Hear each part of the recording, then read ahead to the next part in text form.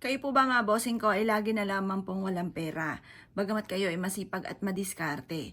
Asya malaking katanungan nga yan, bakit ganon? Ngayon po mga bossing ko, marami tayong pwedeng gawin na pamamaraan upang sa ganon hindi kayo lagi nauubusan ng pera. Kumuha po kayo mga bossing ko ng bulak na kagaya nito. Kung mapapansin ninyo, paikot po siya mga bossing ko for never ending. At magaan po ang bulak, ito po mga bossing ko pagagaanin ang daloy ng swerte lalo na sa pera. At ito po ay kulay puti, kayo po ay tutulungan nito para kung ano man yung madilim na mundo po ninyo ay tutulungan kayo na magkaroon ng solusyon para hindi na laging kayo namumblema sa mga problema nyo pinagdadaanan lalo na sa pera.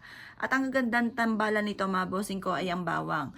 Ang bawang mga bossing ko ay isa sa mga mabisang pantaboy ng mga negatibong espiritu. Itong dalawang ito ay perpektong sangkap upang sa ganon, kayo po hindi lagi nauubusan ng pera. Kung kayo po ay masipag at matyaga at lagi ka walang pera, ay naku, huwag nyo po yung pagtisan. Mainam po mga bossing ko, isubukan nyo po ito. Gawin nyo lang po ito sa umaga mga boss, na mga badang alas 7 ng umaga. Harap ka sa may silangan mga bossing ko, dala ito mga bossing ko, at ganoon din ang inyo pong pitaka at ganoon din po ang inyo pong bag. Ngayon po mga bossing ko, kayo po ay mas mainam na alisin nyo muna ang mga laman ng inyo pong bag at ipagpag nyo po muna yan. At kung kayo po ay may oras pa, kumuha ka ng tubig, lagyan nyo ito ng kapranggot na asin at ganoon din ng suka.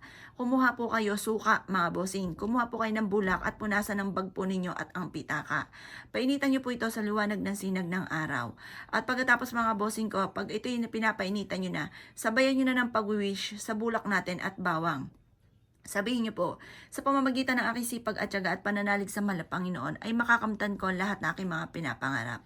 Siksik naglig at umapaw at maraming blessing ang darating sa akin at kailanman na hindi na ako mamumblema tungkol sa usapin ng pera. Gawin niyo po ito na may paniniwala mga bossing ko. Kasi once na kayo po yung may alinlangan at hindi ka naniniwala at kayo mismo ay kumukontra sa inyo po mga ginagawa, ay mainam na wag niyo muna itong gawin. Mas mainam may 100% kang paniniwala para mabilis matupad ko naman ang inyo pong hinihiling. Tapos kapag gumawa ka ng mga pampaswerte or nag-avail ka ng mga pampaswerte, dapat pa mga bossing ko ay lalo nyo sisipagan. Lalo ka mag-iisip ng mga pamamaraan kung paano ka magiging matagumpay. Ang ating mga pampaswerte ay isang kap lamang para tayo maging matagumpay. Ano numero 1 po niyan, sipag at tiyaga, pananalig sa itaas mga bossing ko at para wala ka ng pagsisisihan, saka natin sasabayan ng pampaswerte. Kasi minsan mapapansin po ninyo, masipag ka, matyaga, madiskarte, ginawa na lahat pero lagi ka pa rin minamalas. Kaya dyan papasok ang mga pampaswerte. Kaya kung kayo naniniwala at nais po itong gawin at nais ng pagbabago ng inyo pong buhay, mainam na huwag ka na magpatumpik-tumpik pa. Ito po ay proven na napakaswerte. Basta mga bossing ko, lalo nyong uugaliin araw-araw ang pagiging positibo at laging ibubukas sa bibig ang mga magagandang salitain. Kalimutan ang mga pangit na salitain. Dahil kapag ikay pangit magsalita, ikaw po'y pangit din mag-isip, napapangunahan ka lagi ng mga negatibo sa mga bagay na hindi pa nagaganap, yun po ang inyo pong makakamtan, negative.